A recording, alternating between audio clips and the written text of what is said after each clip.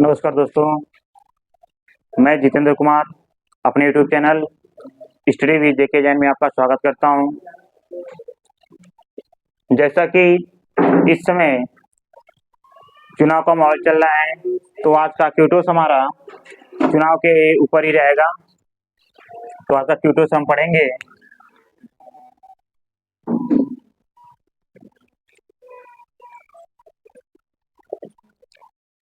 Every election is determined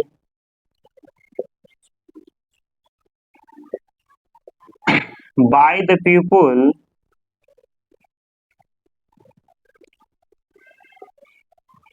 who show up। यानी every election is determined by the people who show it up। यानी कि प्रत्येक चुनाव का निर्धारण उन लोगों के द्वारा किया जाता है जो लोग सामने आते हैं।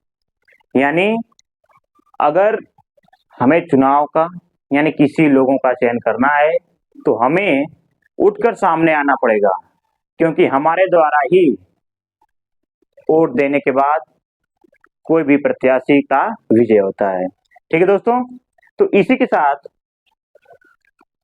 मैं आपको अगला टेंस लेके चलता हूं। जैसा कि प्रेजेंट टेंस का चारों पार्ट खत्म हो चुका है, अब हम टेंस के ही जो दूसरा पार्ट था पास्ट टेंस, यानी आज हम पढ़ेंगे पास्ट टेंस के बारे में। यानी पास्ट टेंस यानी अब पास्ट टेंस में जैसे कि था एक past indefinite, past indefinite tense. अब हम बात करेंगे कि पास्ट इंडेफिनिट टेंस क्या होता है, इसके रूल्स क्या होते हैं। ठीक है, तो इंट्रोडक्शन देखते हैं। यहाँ पे इंट्रोडक्शन ध्यान पूर्वक आप लोग देखते रहिए और हर एक चीज को डीपली से समझते रहिए, तभी आपको हर टेंस डीपली समझ में आ जाएगा। जैसा कि इसका पहचान होती है जिस वाक्य के अंत में, यानी जिस वाक्य के अंत में ता था,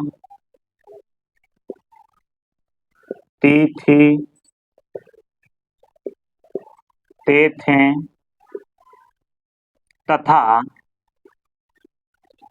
अंत में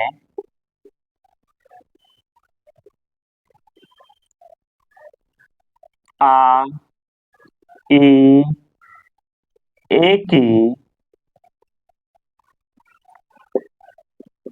मात्रा भी हो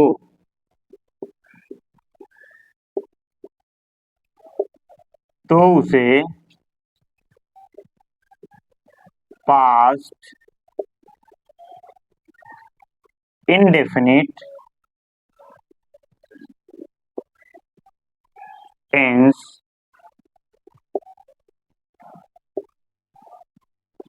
कहते हैं। यानी कि जिस वाक्य के अंत में ता था, ती थी, ते थे तथा अंत में ही आ की मात्रा, ई की मात्रा, ए की मात्रा भी हो तो उसे पास्ट इंडेफिनिट टेंस कहते हैं। जैसे कि इसमें आ जाएगा कि आ के आ गया, जैसे कि वह गया, वह पानी पिया, है ना। तो इस प्रकार से अगर टेंस में अगर कोई भी ट्रांसलेट आता है तो आप उसे समझ जाएंगे तुरंत कि कौन सा है हमारा ये पास्ट इंडेफिनिट टेंस। अब इसके बात करेंगे हेल्पिंग वर्ब के बारे में।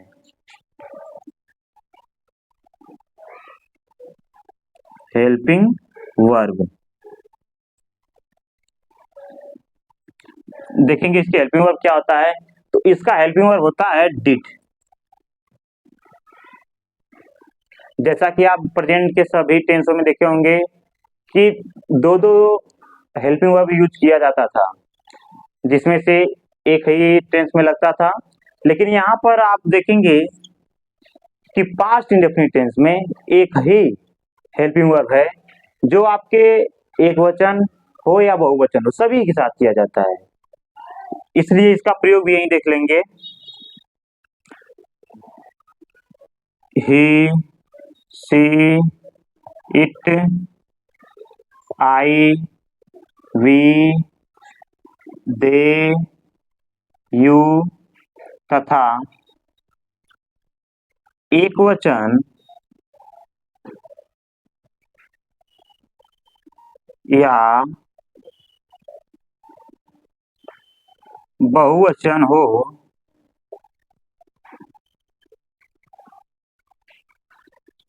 उसके साथ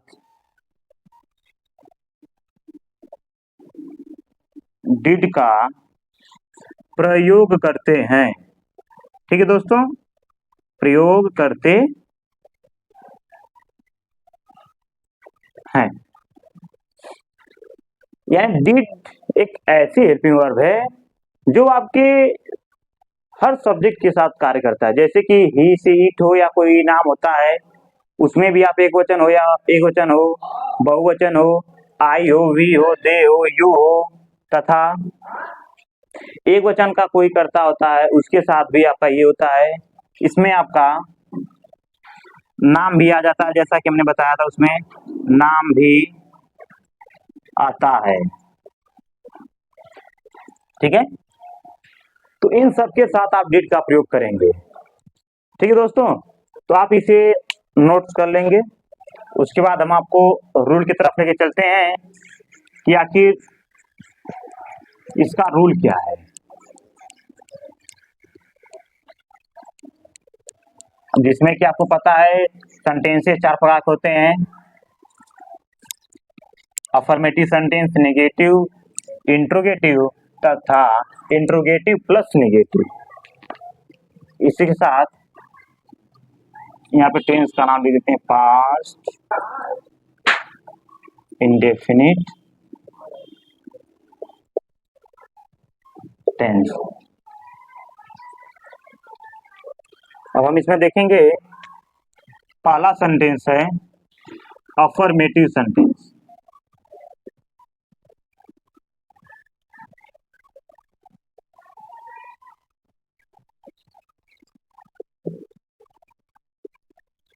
affirmative sentence rule. Affirmative sentence को देखने से पहले आप ये जान लीजिए, एक चीज नोट कर लीजिए आप यहाँ पे। ठीक है, रूल से पहले एक चीज नोट कर लीजिए। नोट में देखेंगे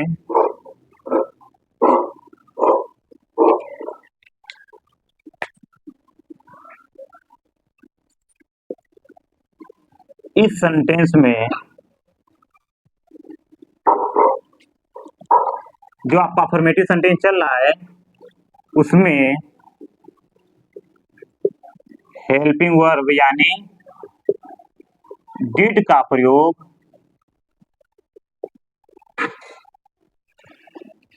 नहीं किया जाता है।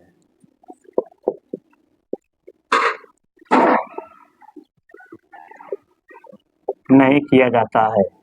ठीक है दोस्तों, ये चीज हमेशा याद रखेंगे। जैसे कि प्रेजेंट इंडेफिनिट के अफर्मेटिव सेंटेंस में था कि डू या डज का प्रयोग नहीं करते, बल्कि उसके स्थान पर यस या ईएस लगा देते हैं।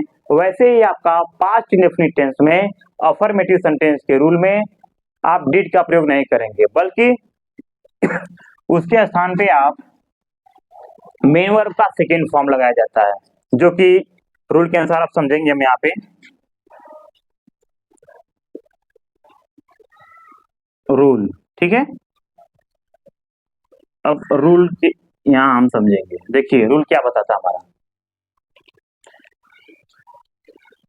सब्जेक्ट प्लस मेन वर्ब का सेकेंड फॉर्म प्लस ऑब्जेक्ट, बस एकदम सिंपल सा। सब्जेक्ट लगाएंगे, मेन वर्ब का सेकेंड फॉर्म लगाएंगे, उसके बाद आप ऑब्जेक्ट लगा देंगे, उसके बाद अदर भी आते हैं वो लगाएंगे। जैसा कि हमने बताया था कि मेन वर्ब का थर्ड फॉर्म परफेक्ट में लगता है, उसमें बताया था हमने कि सेकेंड फॉर्म भी याद करिए क्योंकि सेकेंड फॉर्म का भी प्रयोग आएगा। तो अब वो समय आ गया है। जैसा कि अब देखेंगे आप एग्जाम्पल जब तक नहीं देखेंगे आप समझ नहीं सकते हैं, इसलिए एग्जाम्पल है हमारा, कोई भी एग्जाम्पल ले लीजिए आप, जैसे कि वह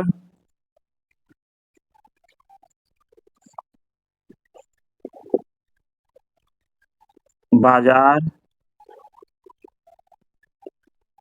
जा चुका था।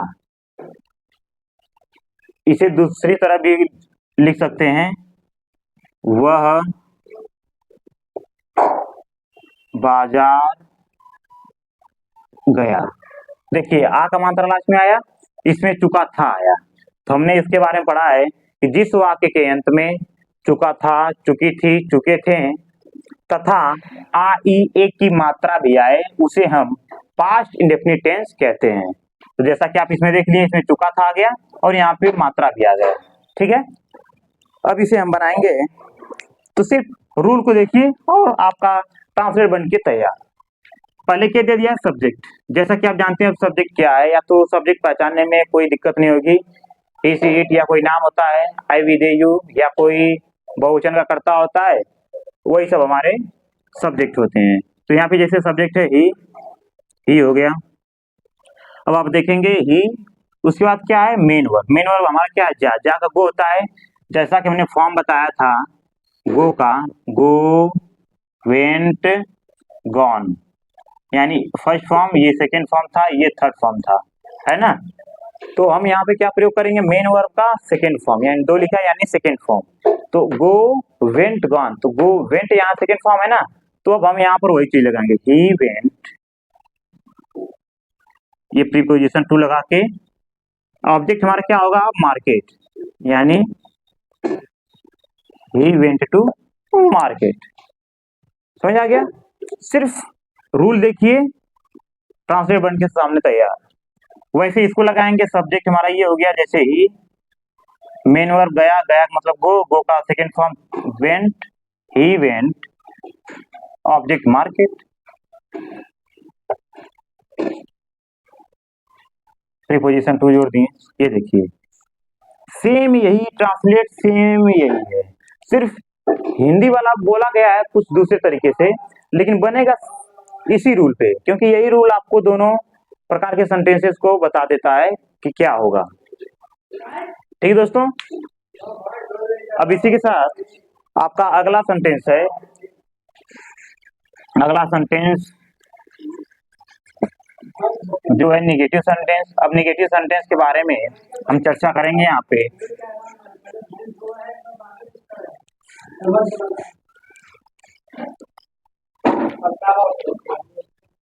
निगेटिव सेंटेंस यानी निगेटिव सेंटेंस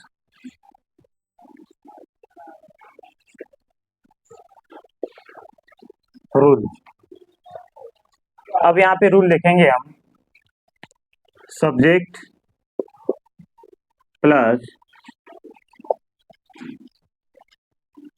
हमने इंट्रोगेटिव का पहले लिखना स्टार्ट कर दिया है, तो लिखेंगे यहाँ पे सब्जेक्ट प्लस हेल्पिंग वर्ब। अब हेल्पिंग वर्ब में आपका लगेगा डीड प्लस मेन वर्ब का first form plus object plus etc यानी शिक्षा, यानी कुछ और भी अगर आएंगे तो भी लग जाएंगे।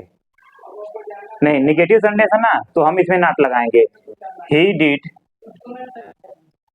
यहाँ plus not plus main verb. यानी अब देखिए रूल सही हुआ, सब्जेक्ट हेल्पिंग वर्ब डी लगाएंगे plus not plus main verb. अब इसमें ध्यान दीजिए कि जब मेन वर्ब लगाएंगे तो मेन वर्ब का फर्स्ट फॉर्म लगाएंगे, अब हम सेकंड फॉर्म नहीं लगाएंगे। जब हमारा डिड का प्रयोग यानी हेल्पिंग का प्रयोग हो जाता है तो हम मेन वर्ब का फर्स्ट फॉर्म लगाते हैं, ठीक है। उसके बाद ऑब्जेक्ट, उसके बाद इट। एग्जाम्पल जैसे कि हम लेंगे यहाँ पे,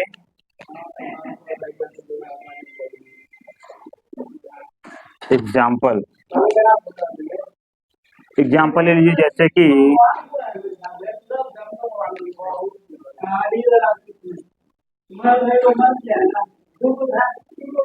रमेश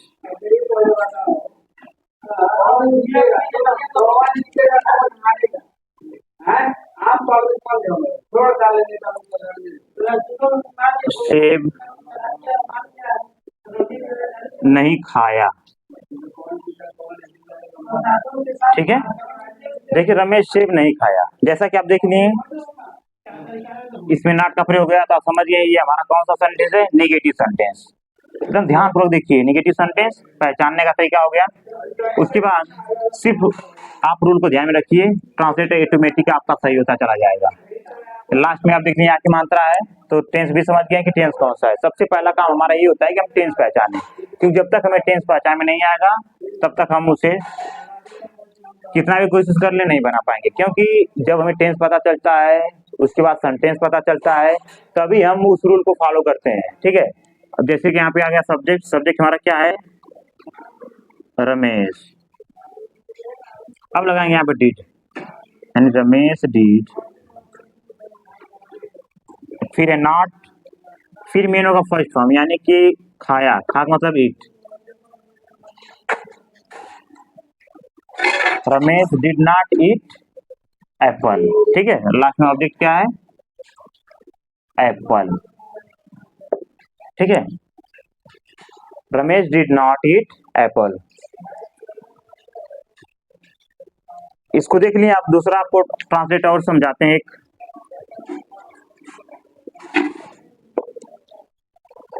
मैं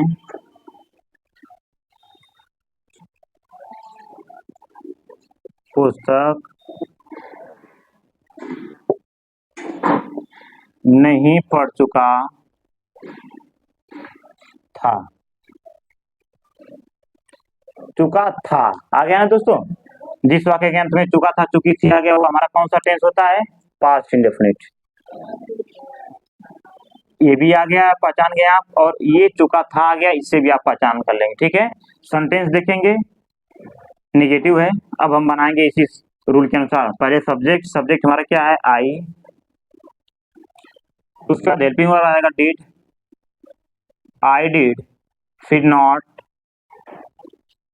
पढ़ना का रीड का first form read he, I did not read book, यानी हमारा ऑब्जेक्ट बुक हो गया। सिंपल सा है, सिर्फ रूल को देखिए। रूल आप याद रखिए, सब्जेक्ट लगाते हैं उसके बाद हेल्पिंग वर्ब लगाते हैं, हेल्पिंग वर्ब लगाने के बाद मेन वर्ब लगाते हैं, अगर नॉट में है तो नॉट लगा देंगे, अगर इंट्रोगेटिव में है तो वही हेल्पिंग वर्ब के पहले आ जाता है, ठीक है। और क्वेश्चन वर्ड जो वाला आता है तो क्वेश्चन वर्ड पहले लगा देते हैं। यही सेंटेंसेज का रूल हर एक टेंस में प्रयोग होता है, ठीक है दोस्तों। तो आप लोग इसे पूरा ध्यानपूर्वक समझ जाया करिए, क्योंकि अब खत्म होने के बाद ये चैप्टर, उसके बाद आपको खुद स्वयं से बनाना होगा। आप जब स्वयं से बनाएंगे तो जो कुछ ज्यादा सीखेंगे, ठीक है। तो हमारा काम है यहाँ पढ़ाना, हम पढ़ा दिए। अब अगर आपको सीखना है अच्छे तरीके से तो एक बार दो बार आप वीडियो देखिए, गारंटी है कि आप सीख ही जाएंगे, ठीक है। तो इसी के साथ हमारा 2 सेंटेंसेस कंप्लीट हुआ, और अब हम बात करेंगे नेक्स्ट वीडियो में जो आगे हम पढ़ाएंगे, ठीक है दोस्तों। तो इसके साथ आप लोगों से फिर वही कहना है कि अगर वीडियो पसंद आती है तो हमारे यूट्यूब चैनल स्टडी विद जेके जैन को आप सब्सक्राइब करिए और बेल आइकन दबा दीजिए, ताकि हमारे द्वारा अपलोड किया गया हर एक वीडियो आप तक बहुत ही आसानी से पहुंचे और आप हर एक वीडियोज में बताए गए रूल को ध्यानपूर्वक समझें, ठीक है दोस्तों।